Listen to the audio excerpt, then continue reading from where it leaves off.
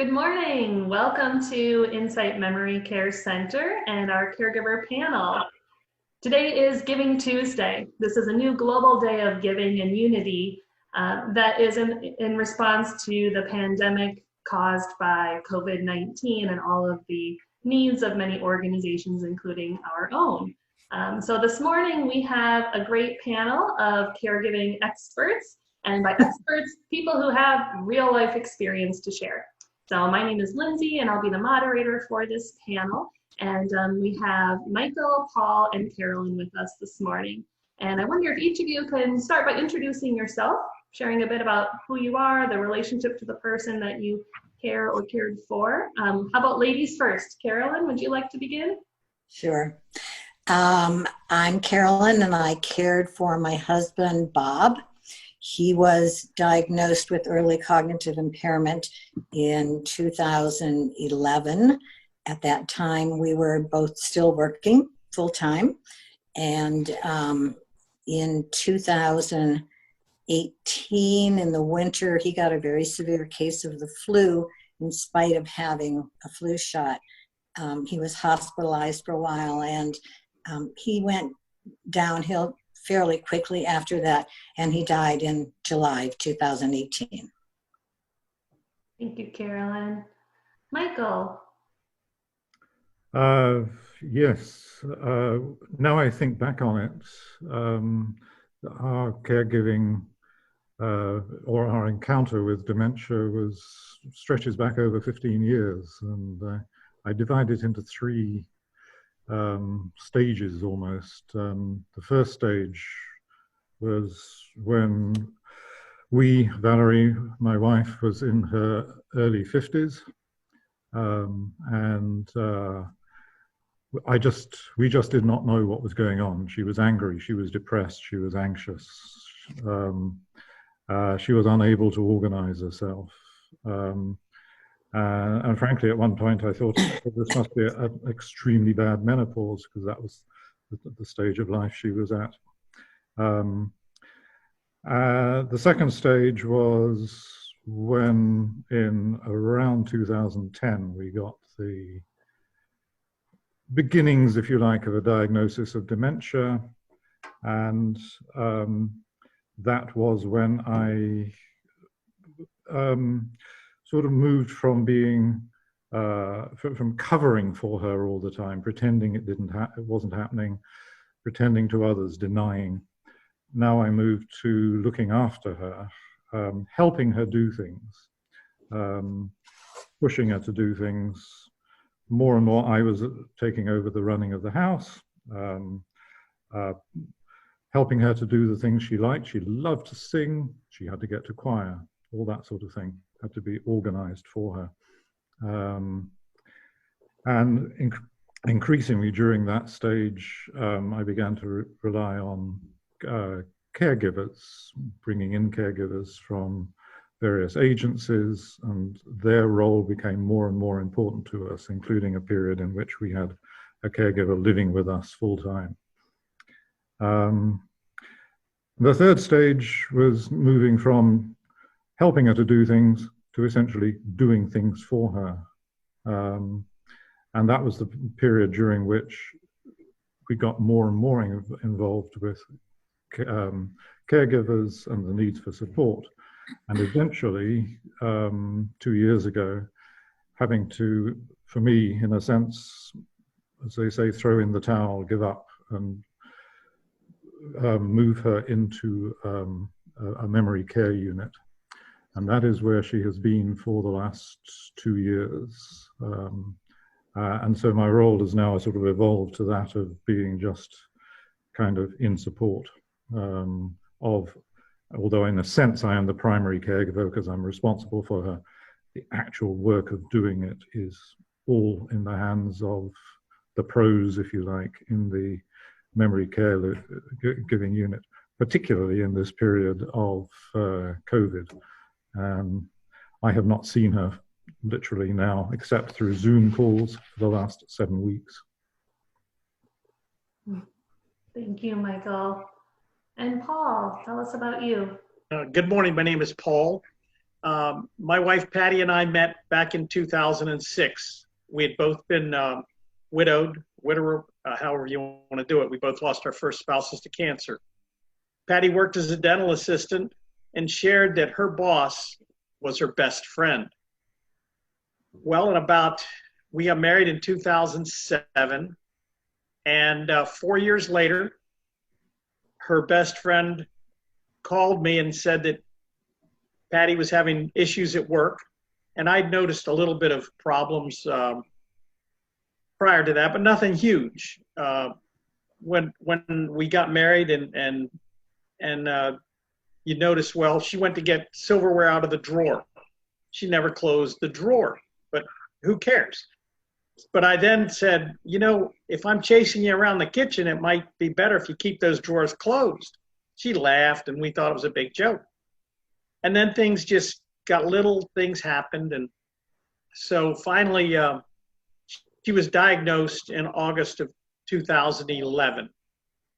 And I tried working with her and staying with her at home. Fortunately, she had told me before we even got married, as we were dating, to get a real job, which after working for 26 years at one job, I said, well, okay, I'll try another one. So I switched my career, and that gave me an opportunity to work from home. So I could cover her and keep an eye on her while I was trying to work from home. But then it got a little bit more strange, because I would do something as easy as say, honey, I'm going to the restroom. I'd come out, I couldn't find her. She would be lost. And so I'd be looking around the house for her. And one day I couldn't find her. And it felt like a cartoon where I'm walking into the living room, well, she's in the kitchen. I walk to the dining room, she's in the den. I missed her every time. I finally got in the car, drove around the block, came home. I said, where were you? She said, oh, I was here. So I had no idea where she'd been. I went to the basement. So it just got to be such a problem. And prior to that, her daughter, my stepdaughter, had done some research and found insight for memory care. So we progressed from trying to do everything at home. I put her in adult daycare. And then from adult daycare, even at night, it was getting a little bit of a problem, because one day I woke up, she wasn't in the bed. Fortunately, she'd gone to the guest room. And when I asked her what had happened, she said, I was snoring too loud. So I was really worried, but that was normal for me to snore. But it was just getting to be so much stress and so much pressure, keeping track of her, trying to help her, trying to read her mind of what she needed. And so she's been in a nursing home, assisted living, since August of 2017. And now, since the COVID has hit, I've not been able to see her in person since March 10th. And that puts a little stress. And from the people that I met at Insight, from the initial interview just to get her set up for daycare, and then when we also had gone to programs there, the resources that they're able to provide, the professionalism that they can, advice that they can give you, the support services they can offer you from their collective memories is extraordinary. And I'm very grateful for all that Insight's done for our family. Well, thank you, Paul, for sharing, and everyone else. And for those of you who are watching, I think one of the things you will notice is that no two stories are the same. No two experiences are the same for the person with the diagnosis and for the caregiver. The way that you might approach a situation can vary a lot. So I want to start with Carolyn and pose a question to you. What were you seeing at home before the diagnosis? What were you feeling when that diagnosis was made? I think the first thing that I was noticing was short-term memory problems, but what was confusing was that they were very intermittent, so that there would be days when Bob's memory was just as excellent as it had always been, and then there were days when we would have made plans to do something or to go somewhere, and either a few hours later or the next morning he would swear to me that we'd never had that conversation, and he didn't understand why I was saying that we did. Later, as I learned more about the disease, I realized that there were some early symptoms that I had actually missed. One was anxiety, which I think Mick had mentioned. And again, that was unusual for Bob, but there were some things going on at work. He had a job in counterintelligence where there were apparently issues arising that were causing him some anxiety. So initially, I didn't think too much of it. And I also realized later that there was some paranoia. He would misplace something, his watch, his wallet, his keys, sometimes a tool that he needed. And he was sure that somebody had taken it, or was asking me, did I take it, or did I know who did take it? And I thought that was strange.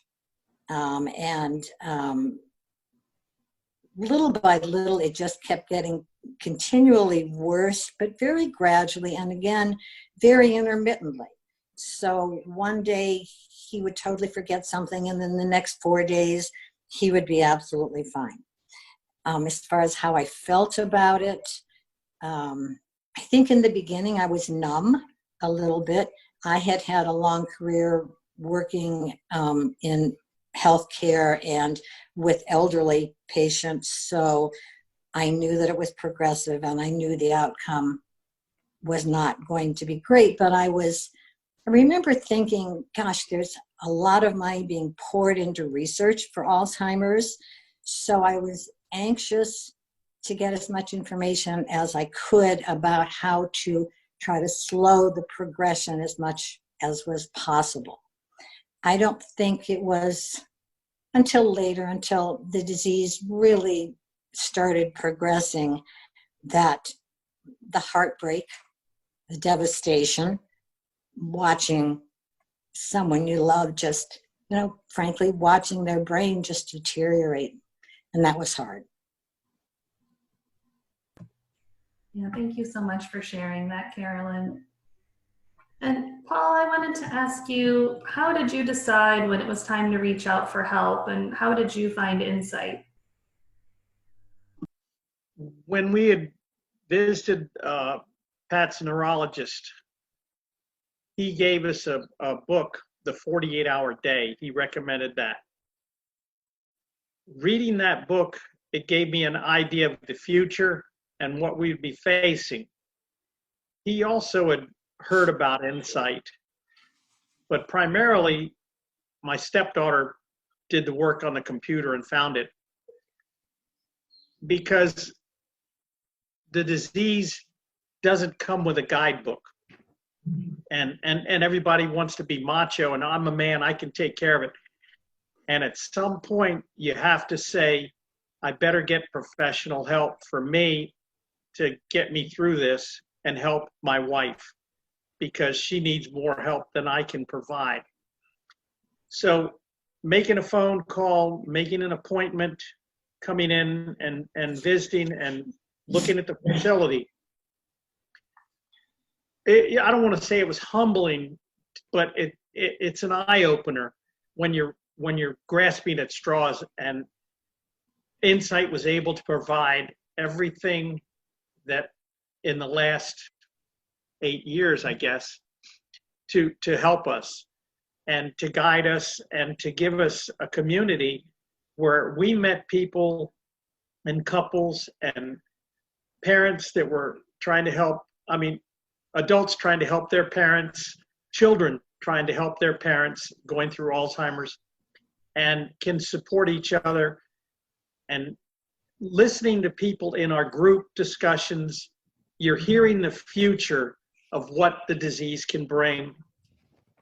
And it kind of takes away some of the anxiety of what we're trying to accomplish and stay alive ourselves as a caregiver. I know that laughter helps a little bit, a sense of humor helps a little bit when you're dealing with stress, but the the whole story that I've had to live since 2011, I don't feel that I would have made it this far without the friendships, the community, the support, and the love that I've gotten from everybody that sits around a discussion table. Many of those people around the discussion table that, and the lectures and the support that they've given from the staff, many of the people around that table have lost their loved one already. I'm fortunate I still have my wife alive. She may be fading, but I've still got her. And it's just something that if I hadn't have gotten help, I feel that I would have failed my wife, Patty, in trying to help her. People with Alzheimer's feel so lost, and you don't know what they need. Sometimes just a hug. And so that's why I found such a good group of people and support and professionalism at Insight. Paul, community of people sitting around the table sharing with each other. And Michael, I know you've been one of those people. Can you tell us what it's like connecting with other caregivers at Insight through classes, support groups, couples programs that you and Valerie participated in? Yeah, well, it's interesting listening to Paul. I mean, his description so much mirrors our own. But really, I came to Insight in the first place, rather like Paul did, through a recommendation from a neurologist and also a connection through church that made me aware of this, of Insight. But I came to Insight thinking that this was something good for Valerie. That was my motivation. But I wanted to I was in denial. I wanted to get her into a program, and I wanted to find a way of, in a sense, persuading her to take part in something that had the word dementia or Alzheimer's connected with it. And the way in for us was something called the Mind and Body Workshop, which was designed for couples, or for, it's not necessarily just husband and wife, but for the person with dementia and their caregiver. So often, sometimes anyway, it's been a parent and child, or even a sibling, but very many of us were husband and wife couples. And the way it's structured is just having a time of fun and games together, all of us in one room. And then the caregivers and the folks with dementia separate into separate groups, and it becomes a support group for the caregiver. And then at the end, we come back together again for dinner and a bit more socializing. This just worked. It was great for Valerie. I used to be able to get her to come with the one-liner, "We're going for pizza, cookies, and giggles," that always sort of got her out of her chair and into the car. But what I found for me, that's a big surprise, was how much I needed that caregiver component.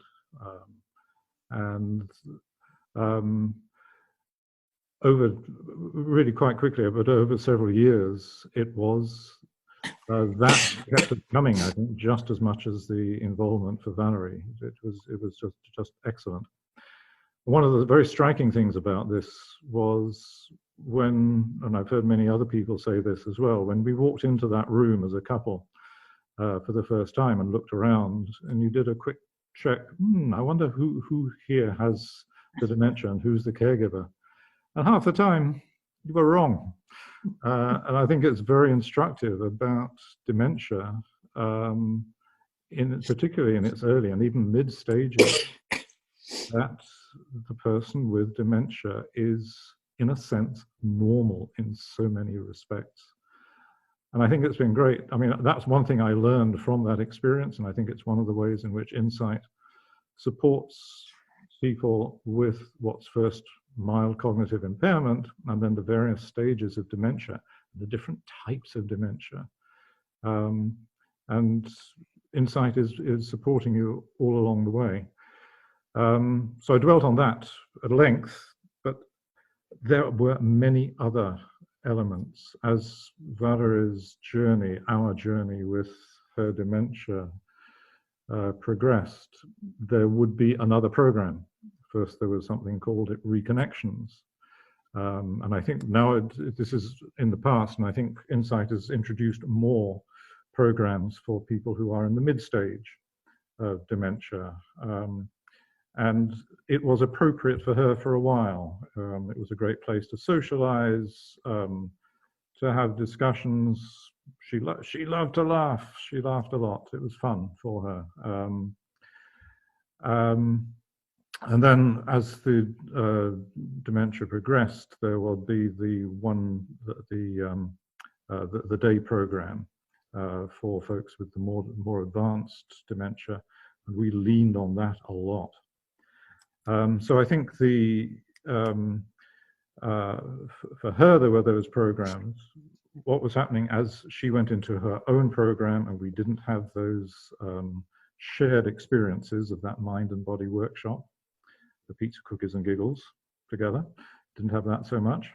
But there were the support groups, and Paul was referring to these a minute ago. And although Valerie has now been in memory care for the last 2 years, I continue to draw on that as a way of supporting me, sharing experiences, and learning along the way. There is so much.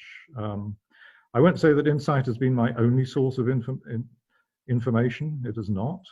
There is, one of the things with this disease, there is time, so often, too much time, to learn and explore with other organizations what's going on. But I think in many ways, Insight has been that sort of reference point. I find out something and I come back and check in with maybe other caregivers, but also the staff at Insight. And they are, able to, in a sense, validate what I'm learning elsewhere. And I think that's really been one of the great things I've learned from, or gained from the Insight experience. One of the programs that Michael just briefly mentioned was the Day Center. And Carolyn, I wondered if you would share, what was it like enrolling your husband in the Day Center? How did you convince him to go? How did you know it was the right fit for him? That was probably one of the easiest decisions that I had to make. First of all, when Bob was first diagnosed, our neurologist, said, start looking for places to get help now, even if you don't need it right now. And I did. I looked all over Northern Virginia. I looked in DC. I looked in Maryland. And in spite of all the money that it is luckily going into research for Alzheimer's, I was very surprised at the lack of what I thought were very good resources for families who are going through dementia. There were a number of support groups, but that was primarily for me only. There was a group in Bethesda, but that was primarily for Bob to go to, but not together with me. And when I found Insight, I couldn't believe that there weren't many more facilities like Insight, considering the huge number of families that are, suffering with this problem. So as Mick had mentioned, we also started out in the Mind and Body workshop, and it was the only program that I could find where Bob and I could go to something together, where we could both get the individual benefits that we needed, but that we could do it as a couple.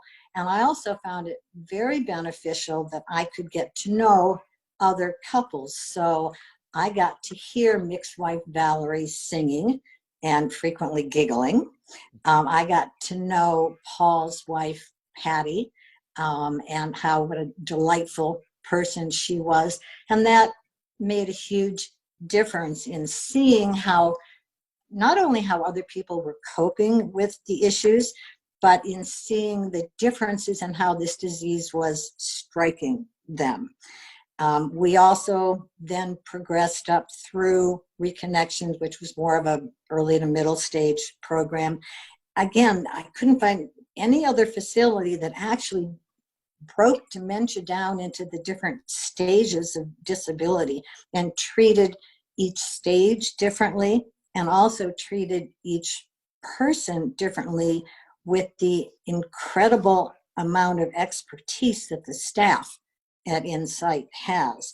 So when Bob progressed or graduated, as we used to say, to the daycare program, I just knew there was no place else that could offer him the things that Insight could offer him.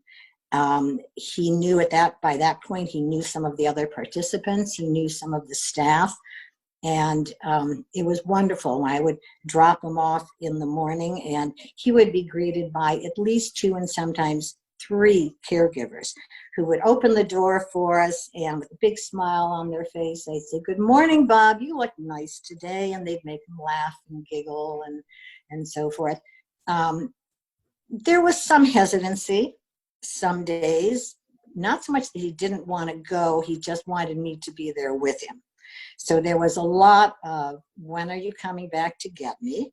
And for the first couple of weeks, actually, he would call me. Sometimes he could sort of still use his cell phone, and he would call me and say, "When are you coming to get me?" And sometimes he would call and say, "What am I supposed to be doing?" He'd had a job where he was always very, very busy, worked very long hours. And so he wasn't used to not having a million things to do at the same time. For me, putting him in the daycare center was hard. It was a sign that he'd progressed to one more level of deterioration. But he loved it.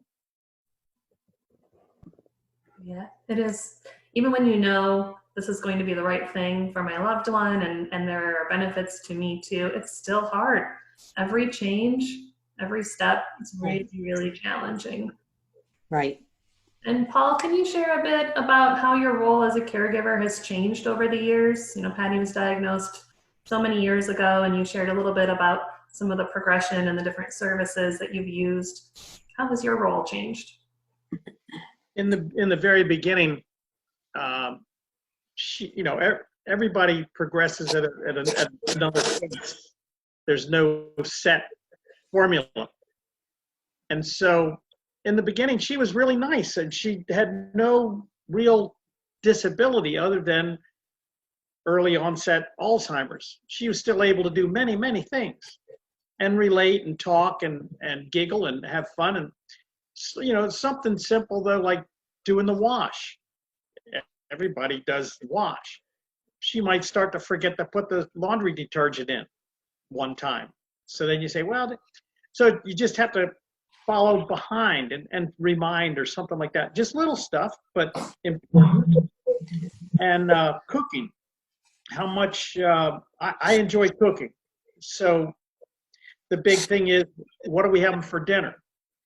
And so you have to make sure you've been to the store. So going to the store, she could tag along and throw things into the basket. And so what if she threw some favorite cookies in that she liked? Big deal, throw 3 packs in, I don't care.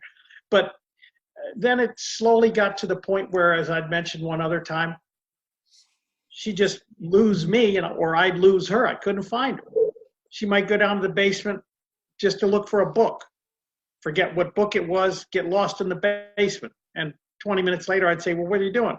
Oh, So it was just, it was not hard to handle, but it progressively just got a little bit more difficult each day. I always have equated it to try and figure out when people say, what's it like? I say, imagine you have Christmas lights up in the ceiling of your house, and it's a fully all kinds of lights, and every day one light goes out, and that represents a circuit in the brain that goes out every day. The beginning, it's very, very bright. It gets a little bit dimmer. Well, you can live with that. It gets a little bit dimmer. Yeah, you can still see. And then it finally goes away, and you've lost your spouse, you've lost your loved one, you lost your family member. And right now, I'd say we're 50% or greater that the lights are out. But and at that point, we've placed her into the assisted living. She still, when I've last time I've seen her, she still could smile, and occasionally she pat me on the butt, which is kind of funny, but you never know. But it is kind of scary when I tried to travel, and we took some cruises. One day we're sleeping, one evening we're sleeping. In the middle of the night, she says, "Who are you?" That's quite startling. And I said, "Oh, I'm your husband." Okay, she goes back to sleep.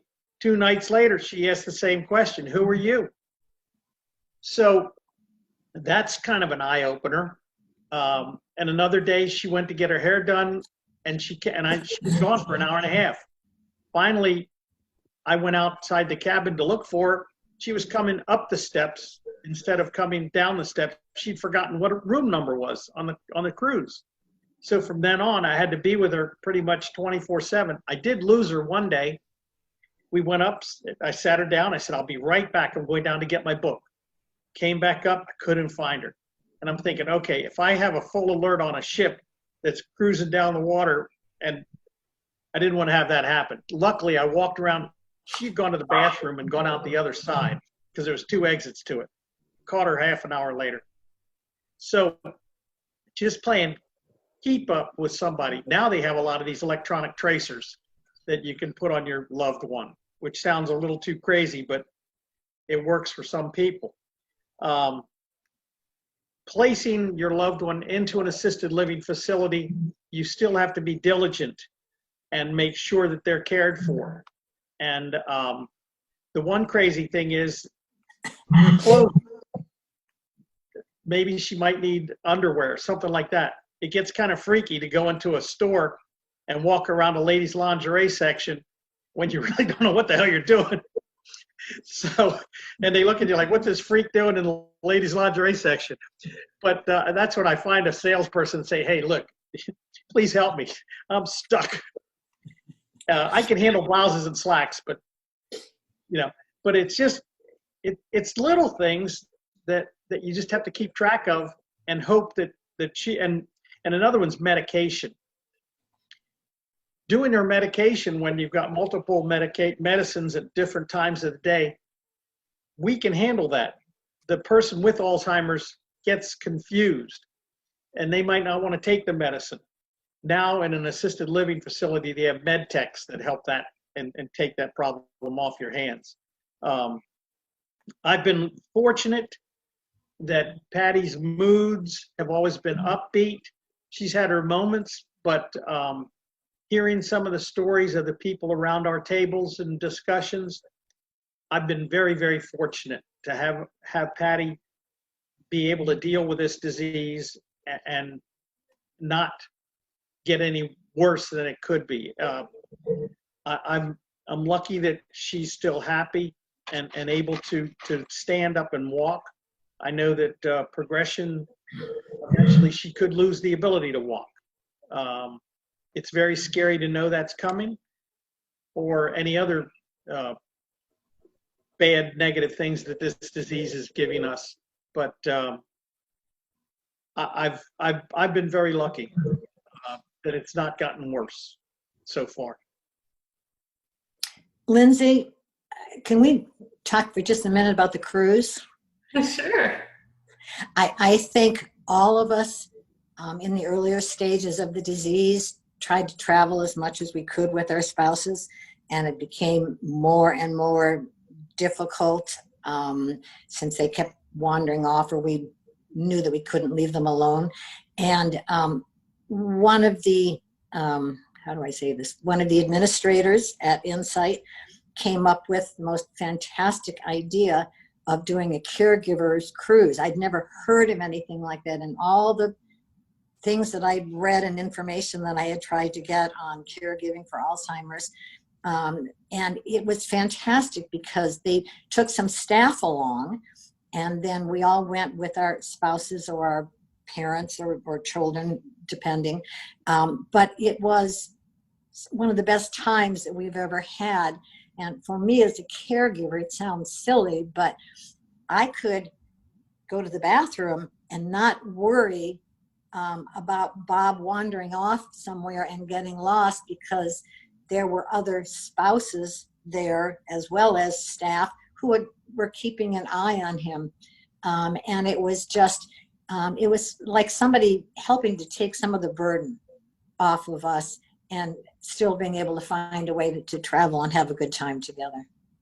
Absolutely. I think that's one of the really unique things about Insight. When I came to Insight about 2.5 years ago, being a smaller, local nonprofit organization, we really have the ability to respond to the needs and interests of the community that we're serving.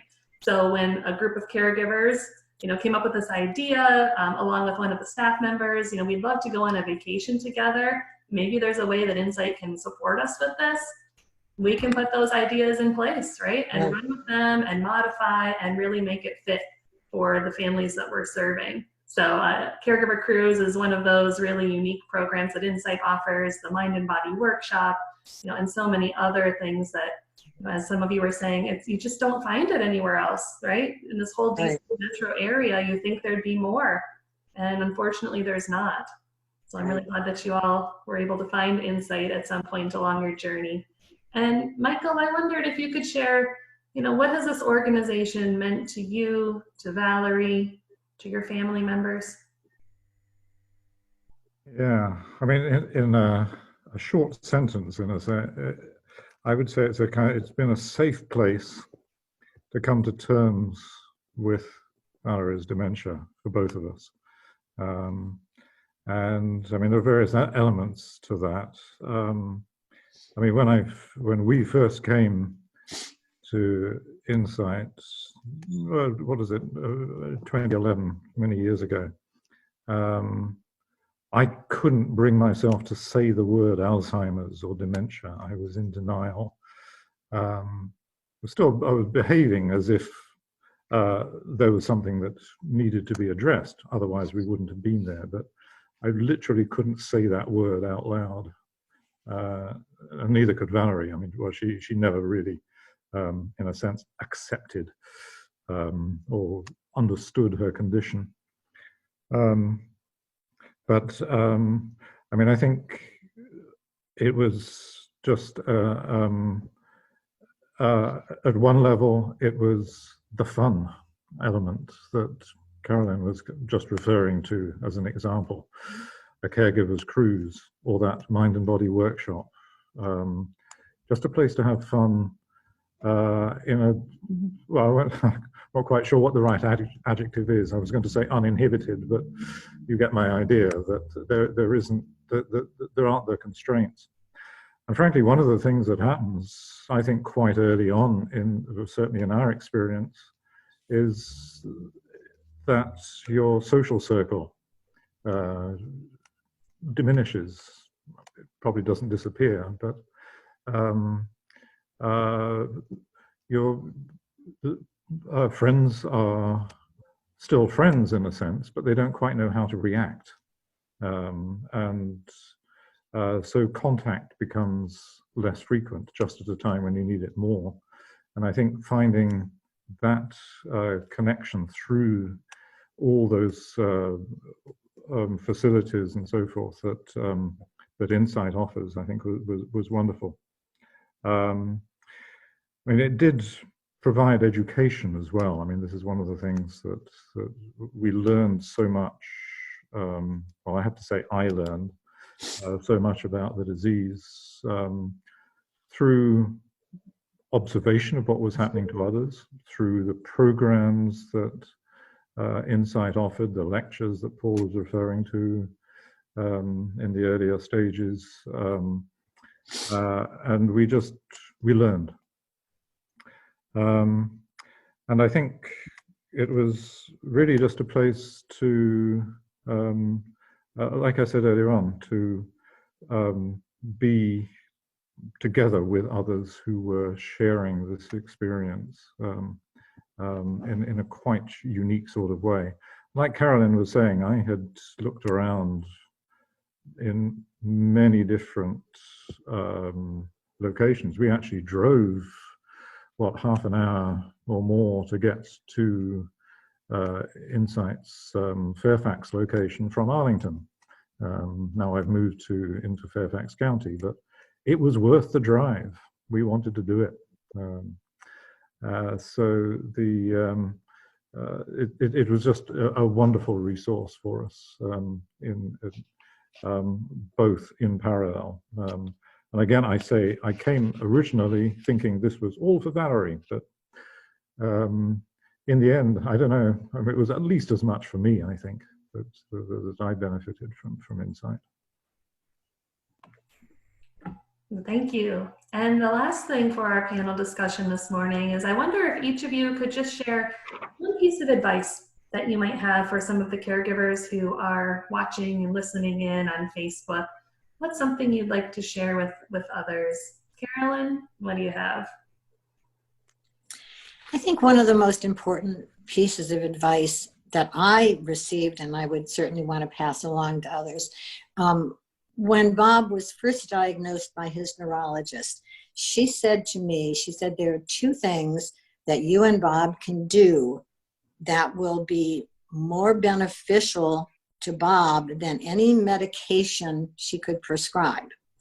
One of them was stimulation, and she meant physical stimulation, basically exercise, and also cognitive stimulation, which in the beginning was easier. It was going to lots of museums and doing puzzles and games on the iPad. That became increasingly difficult. We tried to do some volunteer work only to find out that with the diagnosis of Alzheimer's, most places will not let you do volunteer work, including places like the public library. You can't do anything in around children. So as Mick had mentioned, you get increasingly isolated.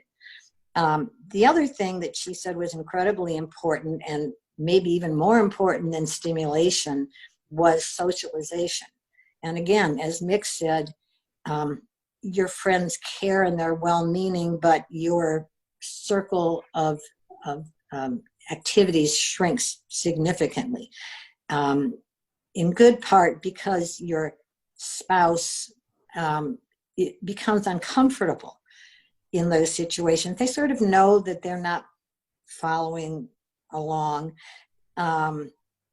So trying to find anything or any place where you can get both stimulation and socialization is extremely difficult.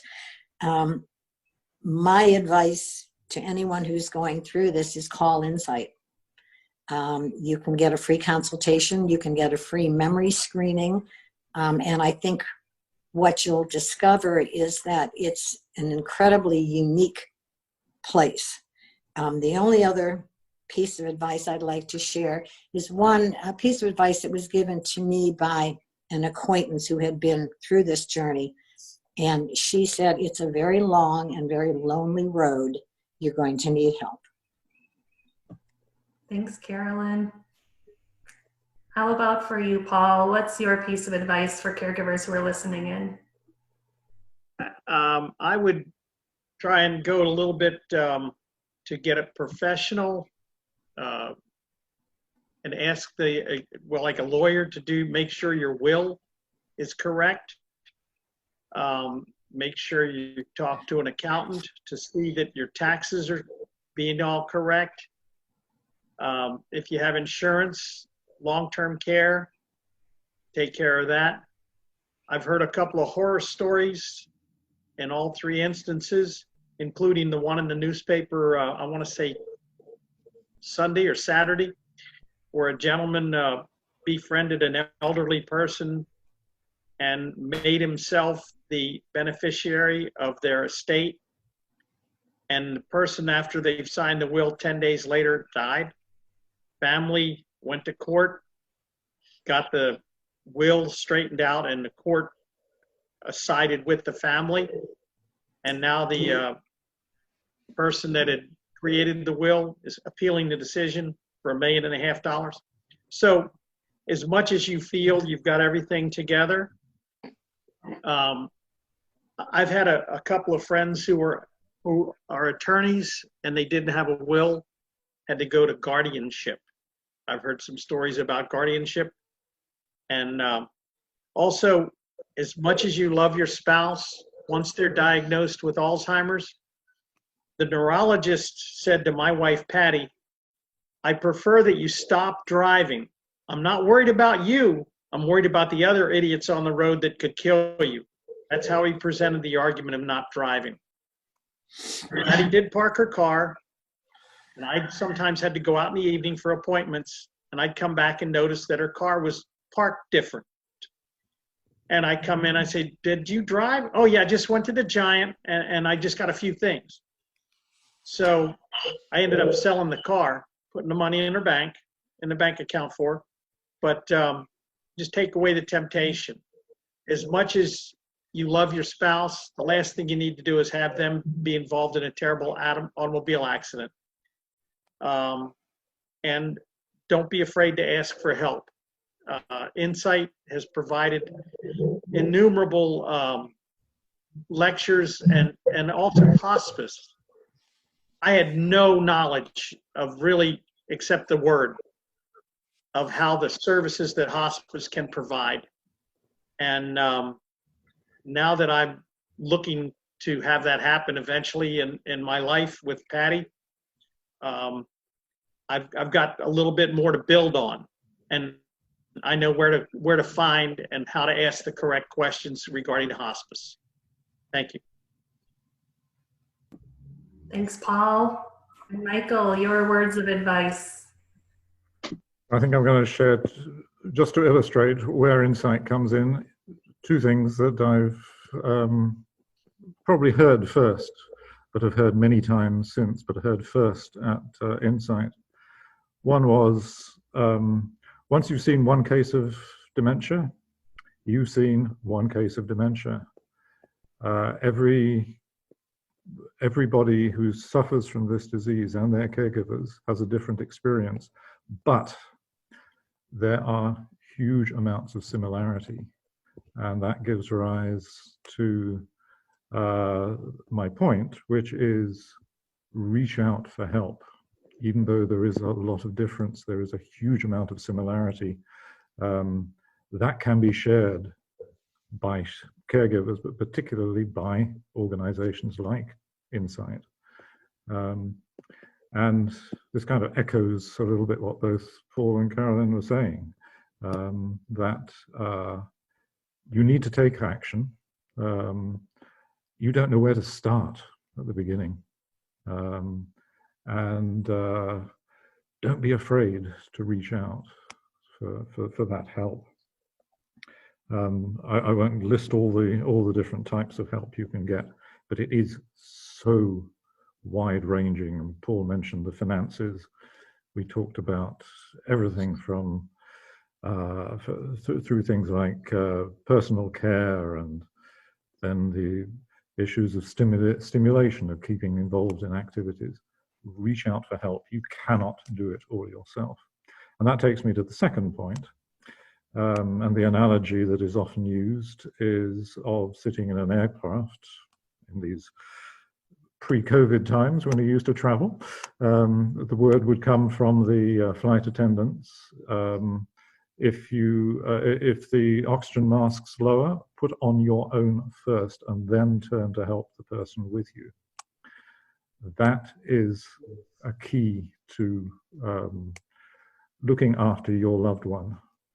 Look after yourself, I will have to say first, but look after yourself.